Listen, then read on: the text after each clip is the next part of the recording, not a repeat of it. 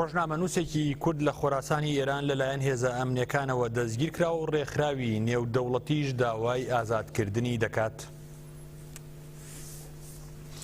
کۆمیتەی نووسەرانی بەندکراوی سەر بە ڕێکخراوی نێودەوڵەتی پێنی کورد ڕایانگەیاندووە ڕۆژی 28 مانگی ڕابردوو ڕۆژنامەوان و چالاکوانی بواری کللتوری مستەفا خەلیلی ڕاد لەلایەن ئیداری ئیطلاعاتی شاری بروجری دەست بەسەر کراوە.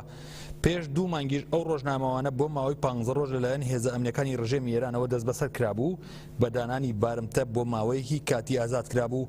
ئەو کاتە حکمی 8 مانگ زیندانی و 74 شەلاقی بۆ بڕابوویەوە.